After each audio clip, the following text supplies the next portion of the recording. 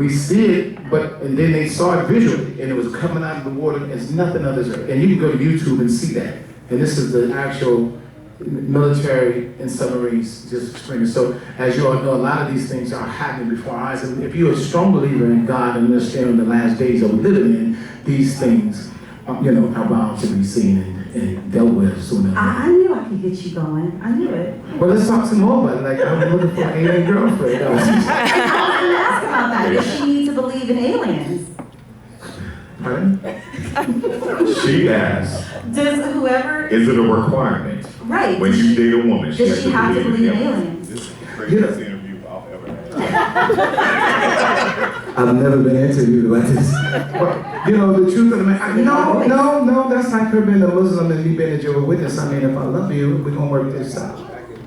And I'm not saying that I'm a baptized witness, I'm just saying different religion, you love somebody, you don't work it out. So if I'm talking to her about some alien stuff and she's listening, you don't have to believe me, but just listen to me, you know what I mean?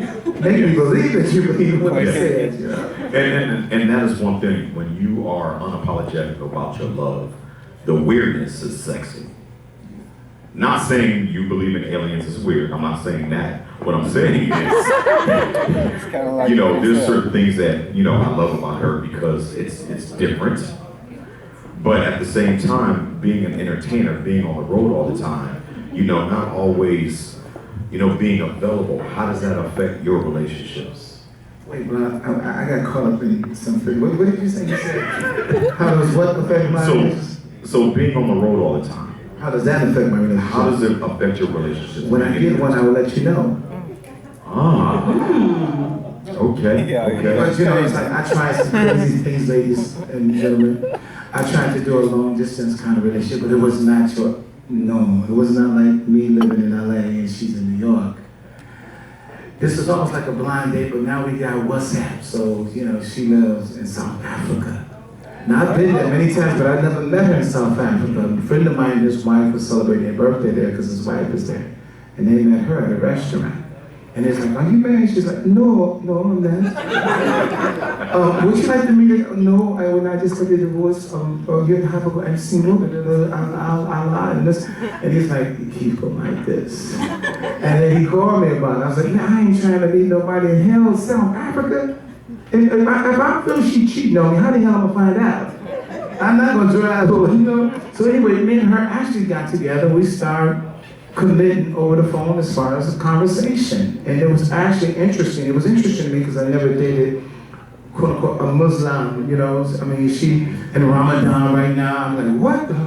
And I can't see you the whole month of Ramadan. I'm like, huh? Well, that's cool because I can't see you now. But overall, that was actually fine and it was short-lived. I mean, but it's like, I don't see how people do. I see people date when a woman is in another city.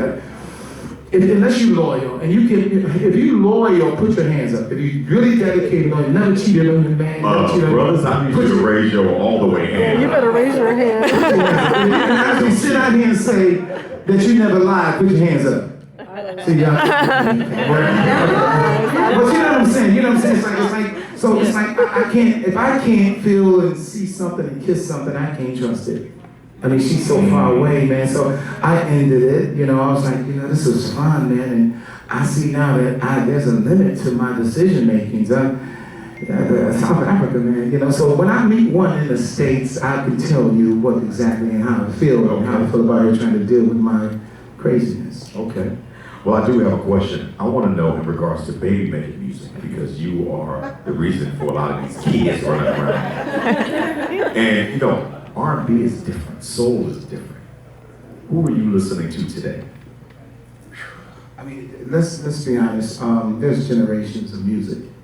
And I'll go back to when I was listening to Starlights, Starlists, and Blue Magic and all that. And my grandfather was like, what the hell are you listening to? Because his genre of music was totally different from Earth, Wind, and Fire. And so I understand, I take that with me. Because my grandfather didn't understand what the hell we was up there saying. Well, that's not music. You know what I mean? But the stuff that he was listening to during his generation, I understand. So I understand today's generation.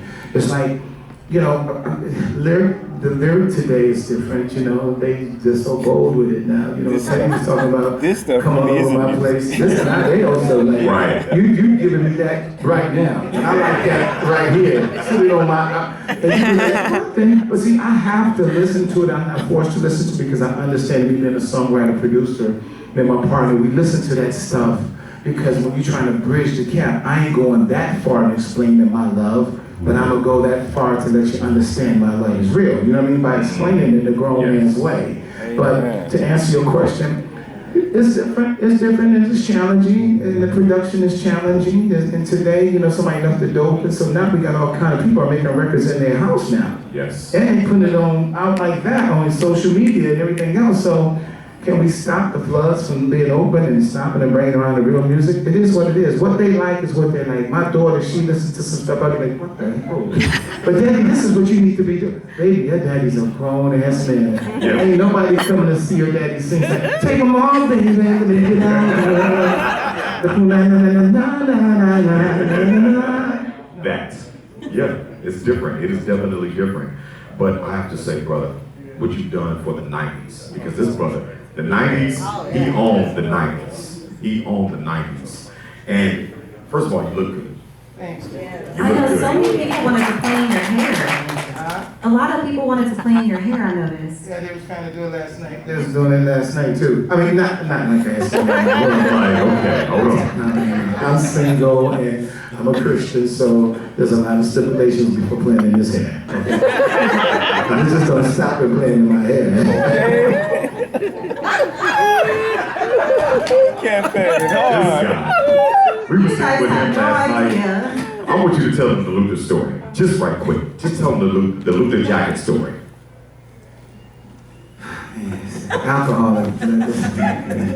Well, no, last night we were talking about just awards and this and that. It's like I remember me. I don't know if y'all saw social media, but Facebook posted when I was nominated for a Grammy in I think '92. And it was like, why I'm nominated for a Grammy, I thank God I'm blessed for that. Why I didn't win, I understand Luther, that was his time and I love him. But to be nominated is powerful. And not to be, it was not a normal nomination. It was like, normally you have about 5 people in there. And the winner, I had every male singer. You know, and here I am, I felt like a little puppy. I had, look, let's start with James Brown. Put your love in your heart. I'm like, James Brown is in this? And then you had people. You had Teddy. You had Luther. You had Stevie. All my giants. And here's little me. You know, I was like, I'm thankful and grateful to know that somebody feel that I'm in that category, first of all. That was a blessing. And I didn't care, I just won the Soul Train Award, so Luther and I are very close. I was like, well, I'll beat you in the Soul Train Award. He was like, really? I was like, oh, that's not enough. Like, anyway, you know, so we backstage and Jet Magazine and whatnot, they taking pictures of all of us. Luther had won, you know, and we clowning and stuff. So Luther liked my jacket. And I thought Luther had wear some nice, shiny stuff too, you know. I just had a nice, simple jacket. And Luther said, that's a nice jacket. So he puts my jacket on. And I was like, well, give me your jacket to put on. Now we know these jackets don't fit us. My sleeves is up there here. And his sleeves is down here. So I'm trying to be real macho with it, right? Like, and Luke was like, you know, but the sleeves, it was funny, but it was the center photo jet, you know, which was fun. But those are my memories, man. But just being nominated was beautiful. And I thank God that at that time, there was still music to listen to on the radio like we doing, you know? And it's coming back, you know? We're currently working on a new record now. Yeah, So, yeah, fantastic. And when can we expect that? Yeah. well, you serve no wine before it's time, you know? And me being a songwriter, it's like I'm always trying to do better, you know? And our people's like, you need to stop because everything you've done is good. It's like my music is my kids, you know what I mean? I don't want to slack on either of them. So I'm always outdoing myself. So to answer your question about coming out, we're trying to get one out like in the summertime, like in June. So we're really trying to work together. Ooh, nice. Yes. I have one last question. No more amens, please. This is what I do. Okay? Scarface or Godfather? Yes, I know It's the someone. same. I know someone that you know. Scarface or Godfather? Mike Tyson. Sure, don't call me. Fuck the Diego Brown. I mean, you know, that's general. I mean, I like them both. I like them both. I like them both. We appreciate you so Yes, much. yes. Thank you. Yes. And due to time restraints, the lady and the voice of Keith Washington have to go backstage. It looks But you like we can have see- a question. Yeah, we do. We have one question. Simple question. Okay. It wasn't me. Here. Here. No. My friend and I have been dying to see you together for many, many years, and I cheated on her and saw you in January when you were here last year, but she saw you before. And we have a question because we go to Vegas all the time. You live there. Why don't you ever play there? I have. I did a concert there. Can you play there? Yeah, The week of this, April 15th to the 17th. no. I was just in Vegas. Me and Angie Stone just did a concert. You were not at the concert? No. I was somewhere else. I work in racing, and I was not anywhere on the West Coast. Well, you should have been there. I know.